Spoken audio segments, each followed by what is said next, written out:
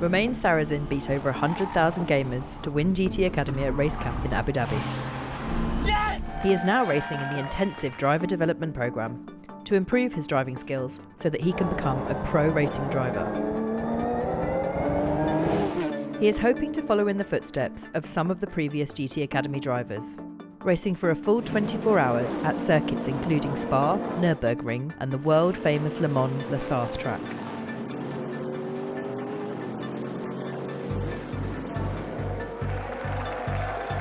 It's not all about speed, it's about endurance, pure endurance, not even 3 hours or 4 hours. From a driving point of view, it's the ultimate challenge. It's the ultimate test of man and machine. It's just crazy. For me, it's crazy 24 hours. It's not human. What makes 24-hour racing so difficult is the fact that the week preceding the actual race weekend is always very, very tough. When people talk about a 24-hour race, they talk about the weekend, but in actual fact, it's a complete week, really, of very late nights and early mornings. So by the time the race starts, you're already really short on sleep. 24 hours is always tough. When we race in Blancpain, you have almost around 1 hour stints. The difference is you have to repeat it 6 times, and it's easy to lose focus then, so you really have to concentrate. The academy drivers need the help of the experienced drivers. It's a big task because drivers can put in a great effort in, say, a 3-hour race if they're driving 1 hour, and they get out and think, great, I've done that, and they can walk away and relax and see how their teammate gets on. But when they've got to get back in, that's really when the difficult part of doing a race for a driver kicks in. Not just the second time, but again and again. Other than fatigue and tiredness, a major challenge of competing in a 24-hour race is driving in the dark. Night racing is a big part in endurance racing. You're expected to be as quick as you are in the daytime as you are in the nighttime. I quite like driving in the dark. I see lights and flames and sparks and it's cool. But when you're racing in a pack of 50 cars, when it turns dark, sometimes the driving standards aren't as good as they are when it's daytime. What makes it so difficult at night is you can't judge the distances anymore, and the people we overtake also can't judge how far we are away, and it makes the whole thing very, very dangerous. So the person in front doesn't really know when are we coming on the right side to overtake or the left side, and vice versa if somebody comes from behind. Overtaking someone, the lights are more powerful than normal full beams on road cars, so when you're doing 160 miles an hour and there's a guy flashing at you behind, it's quite dazzling. When you race in the dark, you can't look that far ahead, so you have to be sure where the track is. You have to really focus to drive fast. The hardest race for me, 24-hour-wise, racing in the dark would have to be Spa. You have the main straight, and then pretty much you're in darkness. After that, you head up through a rouge, and your headlights are facing down, so you can't see radial. But you know, if I keep going, the lights face upwards, and I can see where I'm going. And then you have corners like Blancpain, 165 miles an hour. You can't see the corner when you're approaching it because your headlights are facing directly in front, and then the corner's over there. And he's sort of like trying to get as close as you can to the inside curb, but you can't really see the inside curb. And it's just relentless as well. It's just, there's so many cars on track, there's so many lights, there's so much going on. The new GT Academy graduates are about to get their first taste of endurance driving, but this requires some preparation in the simulator first. So the way we prepare an endurance race is a little different. We work more on consistency, not make mistakes. We stay a long time in the simulator to prepare our brain and our body to stay longer in the car.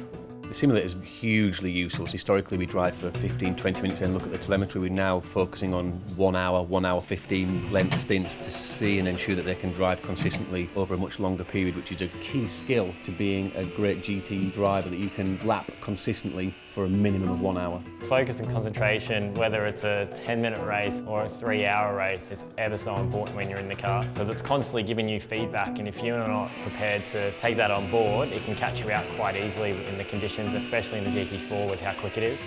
Great consistency, Romain.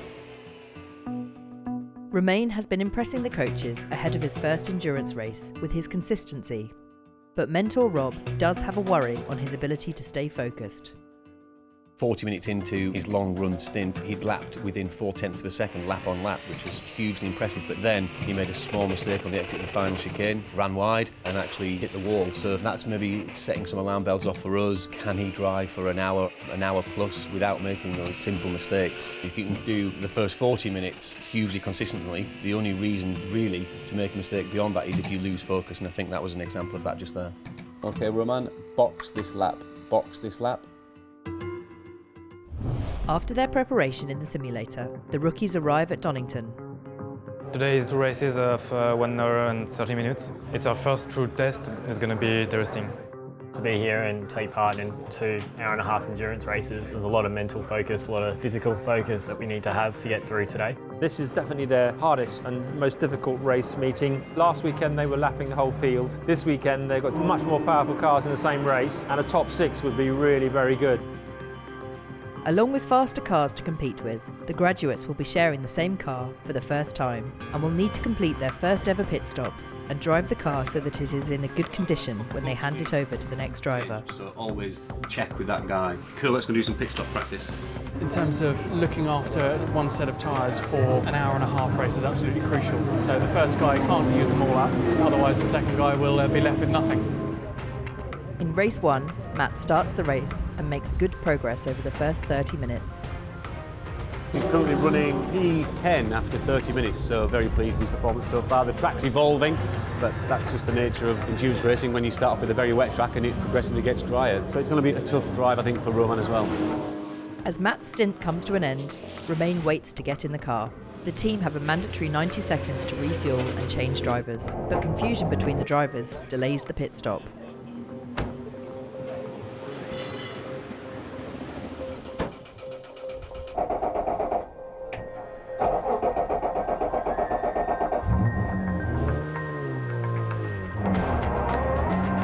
Bit slow. We were well over the 90-second pit stop window, so not the best pit stop. Roman didn't quite get into the car as quickly as we'd have liked and maybe slightly flustered because it's in a race situation.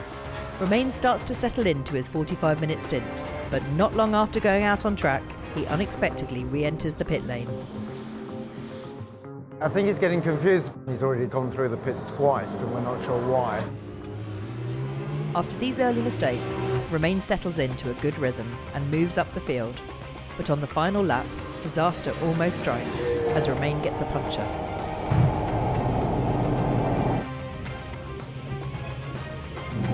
He is able to keep the car under control and manages to take the checkered flag.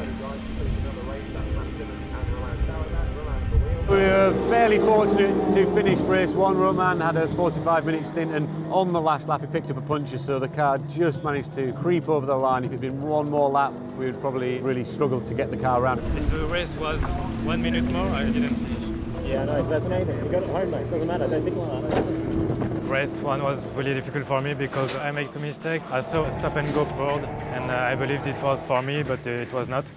Now I'm focusing on race 2. After a disappointing performance in race 1, Romain must stay focused throughout the second 90-minute race. He will be faced with his first rolling start, while Matt will take control of the car for the second stint and face driving in darkness. So make sure when you go out on circuit, as the light starts to deteriorate, you start looking for references that you can still use because a lot of your references that you've been using will disappear. Romain heads out to start race 2, while team principal Bob watches on nervously. First ever running start for Roman, and it was perfect. You know, he found a nice gap into turn 1 and maintained his position through turn 1, but then actually picked up a few positions on the first lap, which we couldn't ask for any more than that, and he's settled in now to a very smooth, consistent speed, so he's lapping very well. As the race continues, Romain keeps his focus and continues to put in quick, consistent laps. Roman's out there putting in some very good lap times and very consistent lap times and keeping pace with some much quicker machinery. Romain comes in from an impressive 45-minute stint, and both drivers complete the pit stop within 50 seconds. Race 2 much better than the first. I'm happy with the second race. Matt is on track as the sun sets and is coping well with the changing light conditions, setting quick times and moving through the field. Darkness is setting now, but Matt's riding superbly well actually, very consistent. Really impressed so far. A few minutes to go, so hopefully we can bring it home. Currently P1 in class, which is a fantastic result. Matt takes the checkered flag in P1 in class. It's a really good result. Hey, congratulations, mate. A really solid second race from both drivers, and then we finished P1 in class, so brilliant effort in the GT4 car. This is perfect experience to move on to Blancpain, so it's pretty good. Once again, big learning weekend, some mistake I did and I know that I will not do that again. So it's not good for the first race, but it's good for my landing. It certainly wasn't a faultless weekend from either driver. They've both learnt an awful lot. Every time they go out, we aim to learn something, and some valuable lessons learnt here today. The result is really good. We get 2 signatures more. For me, it's 11 signatures. I have 1 more to complete my international license, so it's really good. 1 second place and 1 first place, so it's almost perfect.